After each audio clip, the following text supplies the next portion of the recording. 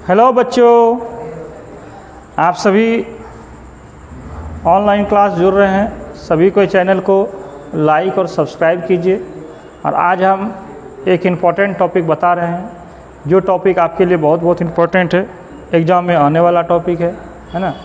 कभी कभी यह क्वेश्चन 4 नंबर में भी आ जाता है, कभी कभी 2 नंबर में भी आता है। इस बात का ध्यान रखना है। चलिए क्वेश्चन शुरू करते हैं, है ना। क्वेश्चन है,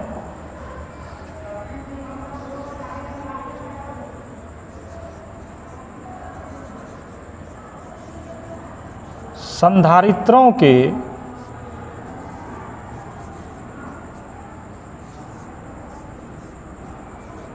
श्रेणी क्रम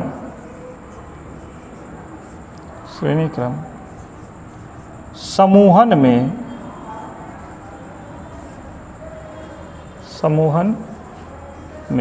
संधारित्रों के श्रेणी क्रम समूहन में समतुल्य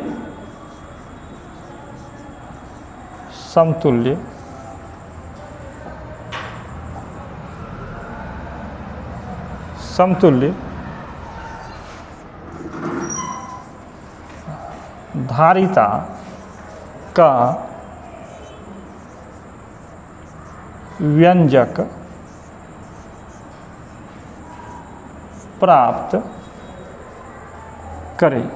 क्वेश्चन ये आता है ना। यह क्वेश्चन कभी कभी 2 नंबर में आता है, कभी कभी 4 नंबर में आ जाता है। ध्यान देना है ना। श्रेणी क्रम समूहन में समतुल्य धारिता का व्यंजक प्राप्त करें। शायद इस बार नहीं आया, हम देख लेते हैं इस बार आया है या क्वेश्चन 2024 में या नहीं। 2024 में लॉन्ग क्वेश्चन में नहीं है, ठीक है। और शॉर्ट क्वेश्चन में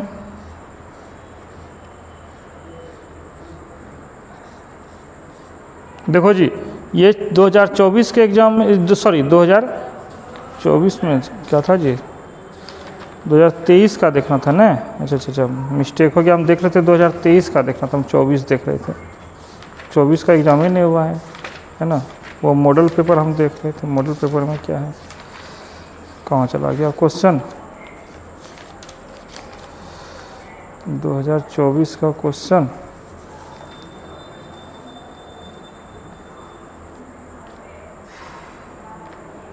सॉरी 2023 का क्वेश्चन, हाँ 2023 मिल गया क्वेश्चन।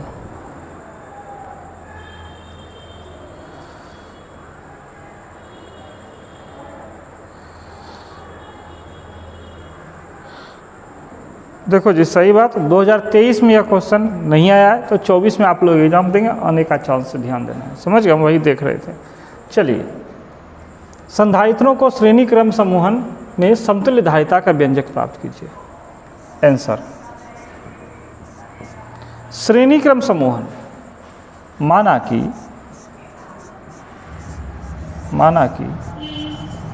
कोई 3 संधारित्र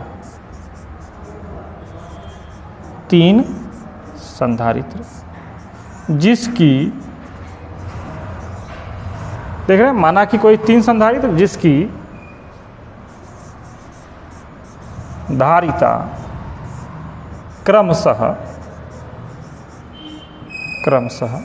C1, C2 तथा C3 है। क्लियर है? धारिता क्या लिखे, C1, C2 था, C3 है। और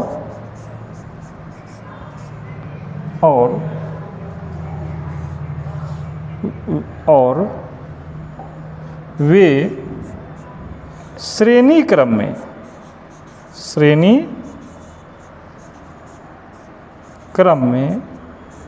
एक दूसरे से संयोजित हैं।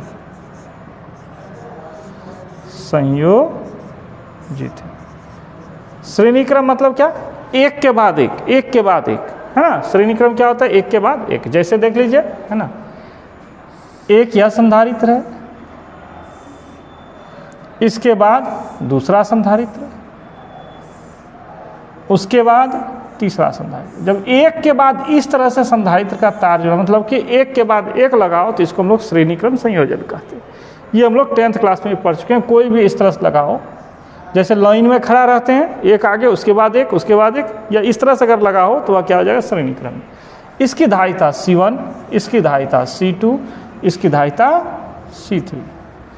इसके एक छोर पर प्लस Q आवेश डाल रहे हैं और दूसरे छोर को क्या करते हैं, भूधृत कर देते हैं। ऐसा करने से इधर से यहाँ पर क्या आ जाता है जी, माइनस Q आवेश आ जाता है। तो याद रखिएगा श्रेणी क्रम में आवेश नहीं बढ़ता है, श्रेणी क्रम में आवेश नहीं बढ़ता है। यहाँ क्या हो गया, प्लस Q, यहाँ पे माइनस Q, यहाँ पे प्लस Q, यहाँ माइनस Q, यहाँ पे प्लस Q, यहाँ पे माइनस Q। हो गया।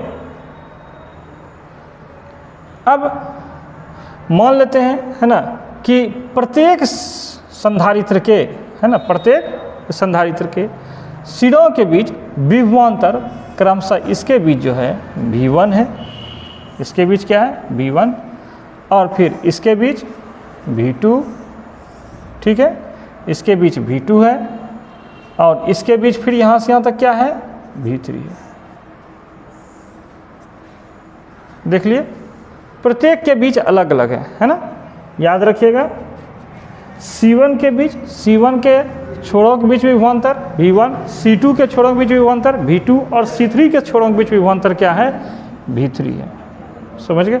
और आवेश क्या है, पहले संधारित्र के लिए Q, जो आवेश श्रेणी क्रम में मिल रहा है, एक ओर से प्लस मिल रहा है और दूसरे ओर से क्या आ रहा है, माइनस आ रहा है। चलिए हम लोग देख लेते हैं। तो पहले संधारित्र के लिए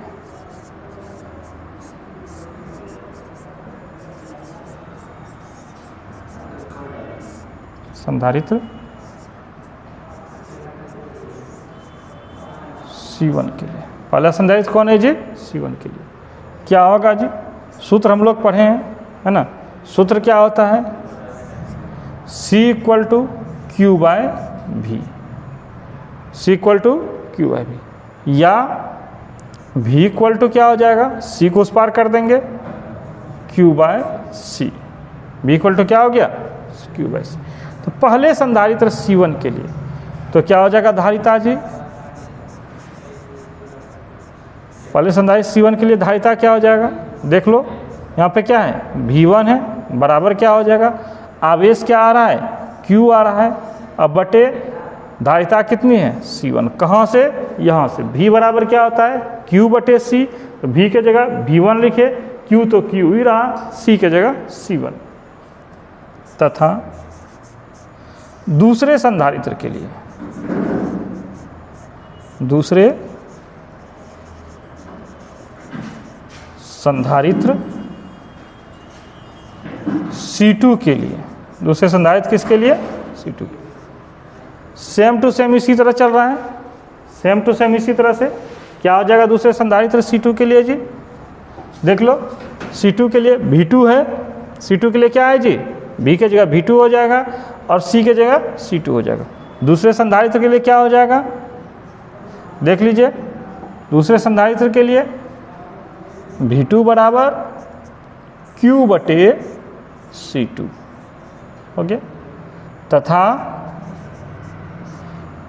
तीसरे संधारित्र के लिए, तीसरे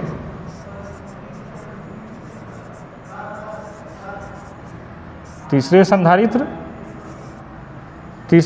क्या है जी, C3। आप लोग देखें तीसरा संधारित्र क्या है, C3, माने हम लोग तीसरा संधारित्र C3 के लिए, C3 के लिए क्या हो जाएगा, V3 बराबर Q बटे C3। हम इस तीनों को समीकरण भी मान सकते हैं, है ना। जैसे हम लोग समीकरण मान सकते हैं, इसको समीकरण 1 मान लेते हैं, है ना, इसको समीकरण 2 मान लेते हैं और इसको समीकरण 3 मान लेते हैं। हो गया। समीकरण 1, 2 था 3 को जोड़ने पर समीकरण 1, 2 तथा 3 को जोड़ने पर आप देख लीजिए समीकरण 1 क्या है जी, समीकरण 1 है V1 बराबर Q बटे C1, समीकरण 2 है V2 बराबर Q बटे C2 और समीकरण 3 है V3 बराबर Q बटे C3। तो जोड़ेंगे तो सबका LHS एक और जोड़ेंगे, सबका RHS दूसरी ओर जोड़ेंगे। तो V1 समीकरण 1 में क्या थे, V1 LHS में, समीकरण 2 में LHS में क्या है V2, समीकरण 3 में LHS में क्या है V3, बराबर क्या हो जाएगा समीकरण 1 के RHS में Q बटे V1, समीकरण 2 के RHS में क्या है Q बटे V2 और समीकरण 3 के RHS में क्या है Q बटे V3। अब तीनों को जोड़ लेंगे, देख लो जी कैसे जोड़ेंगे। तो क्या हो जाएगा V1 जोड़ V2 जोड़ V3, कॉमन क्या आ जाएगा जी Q कॉमन, क्या कॉमन आ जाएगा देख लीजिए, कॉमन क्या आ गया, तीनों में Q दिख रहा है, Q कॉमन आ गया। यहाँ क्या बच गया 1 बटे V1, यहाँ क्या बचेगा Q कॉमन होने के बाद 1 बटे V2, यहाँ 1 बटे V3। देख लीजिए क्या बचेगा, Q कॉमन आ गया 1 बटे V1 जोड़ 1 बटे V2 जोड़ 1 बटे V3, तीनों आ गया। V था जी, क्या था जी V कहाँ था, सॉरी यह मिस्टेक हो गया ना, लिखने में मिस्टेक हो गया, यहाँ क्या था C था, याद रखिएगा क्या था, सॉरी लिखने में थोड़ा मिस्टेक हो गया, C था, यहाँ पे क्या था C था ना जी, C1 यहाँ था, यहाँ क्या था C2, यहाँ C3। समीकरण 1 2 3 के RHS में C1 C2 C3 था, वही के दोनों साइड कैसे आ गया है ना। यहाँ भी क्या हो जाएगा उसी हिसाब से, यहाँ पे हो जाएगा क्या हो गया, यहाँ C1 कॉमन आया C2 और यहाँ C3, चलिए है ना। अब देख लीजिए यदि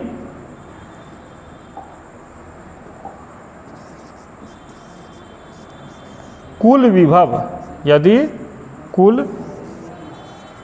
विभव भी हो, कुल विभव भी हो तो क्या हो जाएगा जी V बराबर V1 plus V2 plus V3। इसके जगह क्या रख देंगे हम लोग, V बराबर Q 1 बटे C1 प्लस 1 बटे C2 प्लस 1 बटे C3। ध्यान दिए V1 V2 V3 लग गया, तो क्या हो गया उपरोक्त समीकरण से, उपरोक्त समीकरण से, तो उपरोक्त समीकरण से क्या हो जाएगा V बराबर Q हो गया, इसके जगह Q हो गया V1 plus V2 plus V3 जब V हो गया, यहाँ Q 1 बटे C1 प्लस 1 बटे C2 प्लस 1 बटे C3। अब ध्यान दीजिएगा फिर हम उसी को यूज करते हैं, यदि समतुल्य धारिता, समतुल्य धारिता, हम मान लेते हैं भाई समतुल्य धारिता क्या है C हो, समतुल्य धारिता क्या हो C हो, तो समतुल्य धारिता C हो तो क्या हो जाएगा जी, यदि समतुल्य धारिता C होगा तो क्या हो जाएगा, C बराबर क्या होता है, C बराबर Q बटे V होता है कि नहीं। फिर आगे हम जाएंगे V को उस पार कर लेंगे, C इधर चला जाएगा तो क्या हो जाएगा V बराबर Q बटे C। अब जो उपरोक्त समीकरण यहाँ पे दिख रहा है ना, इस समीकरण में V का मान रखेंगे, देख लीजिए सबको ध्यान से देखिए है ना। उपरोक्त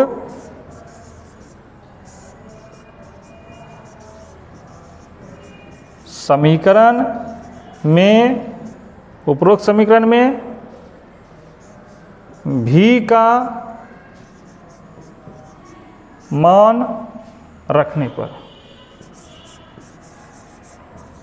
V का मान, ऊपर में समीकरण क्या था देख लो भाई सबको, क्या था V बराबर Q into 1/C1 plus 1/C2 plus 1/C3, तो V के जगह क्या लिखेंगे Q बटे C, देख लीजिए तो क्या हो जाएगा V के जगह पर Q बटे C बराबर क्या है Q 1 बटे C1 प्लस 1 बटे C2 प्लस 1 बटे C3 है ना।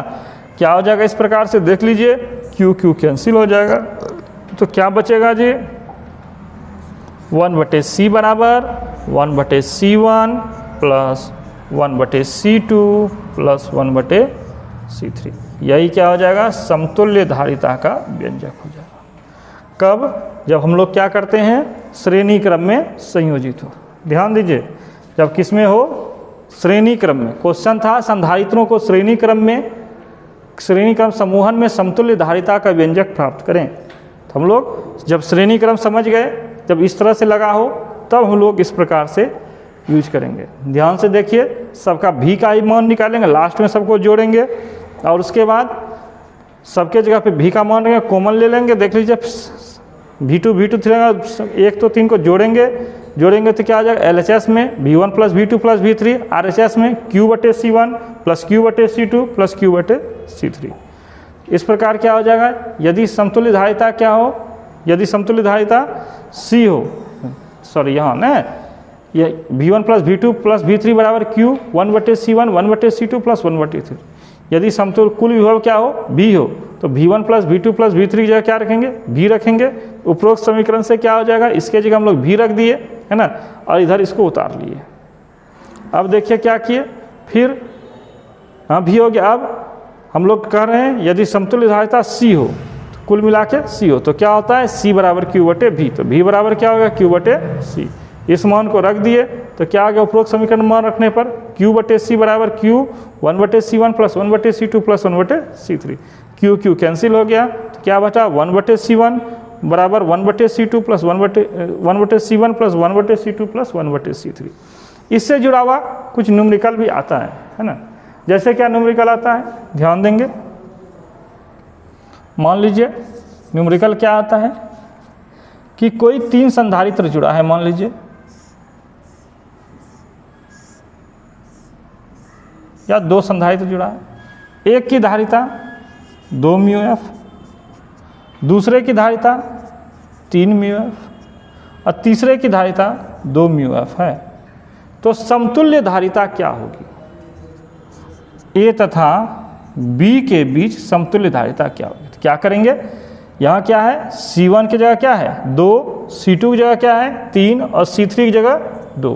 तो क्या हो जाएगा, 1/C बराबर 1/C1 plus 1/C2 plus 1/C3।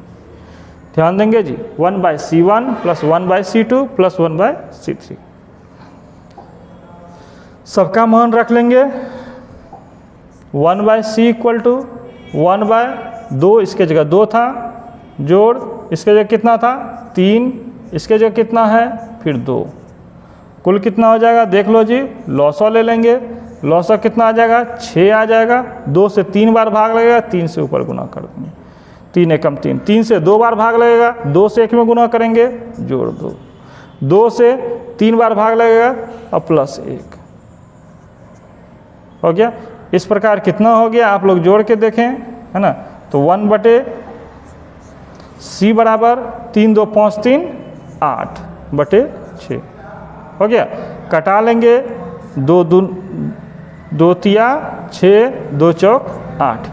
इस प्रकार कितना हो गया, 1/C बराबर 4/3।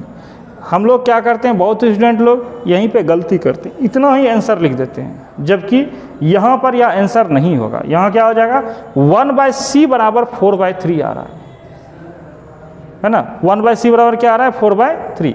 तो हम लोग यहाँ पे क्या करेंगे, इसको पलटेंगे तभी जाके आंसर होगा। इसलिए C बराबर क्या हो जाएगा, 1/C था, सीधे पलटेंगे, C/1 इक्वल टू कितना होगा 3/4, और जो इकाई था उस इकाई को नोट कर देंगे आंसर। इस प्रकार से हम लोग इससे जुड़ा हुआ, समतुल्य धारिता से जुड़ा हुआ एक क्वेश्चन जो श्रेणी क्रम में आता है, उससे जुड़ा हुआ क्वेश्चन हम लोग इस प्रकार से बनाएंगे।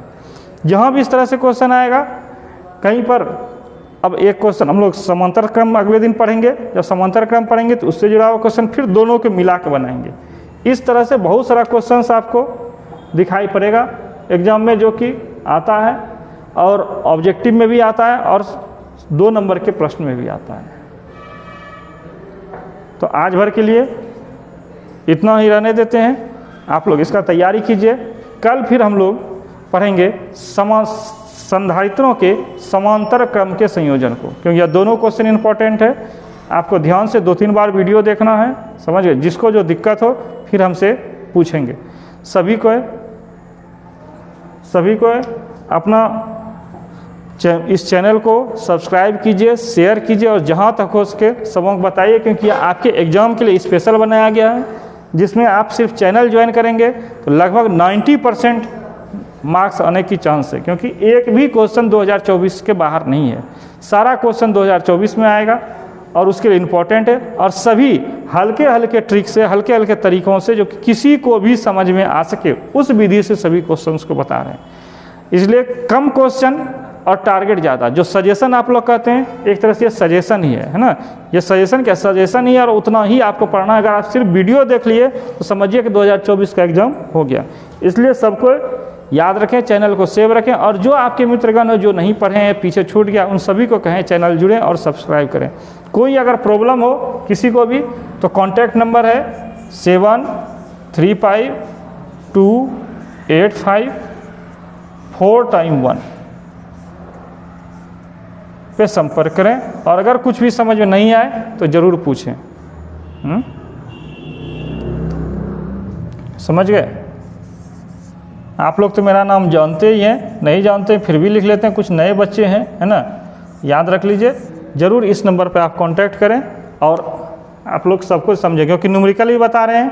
जो जिससे जुड़ा होगा उस हिसाब से बताएंगे। कम समय दे रहे हैं, क्योंकि आपको अभी जो करंट चल रहा है वह भी पढ़ना है, और जो पीछे का रिवीजन है वह भी पढ़ना है। तो रिवीजन और करंट दोनों मिला के पढ़ना है। इसलिए जब तक आप ध्यान नहीं इस पर फोकस कीजिएगा तब तक नहीं हो पाएगा। आज के लिए इतना ही। आप लोगों को बहुत बहुत धन्यवाद। गुड इवनिंग सभी को, गुड नाइट। नेक्स्ट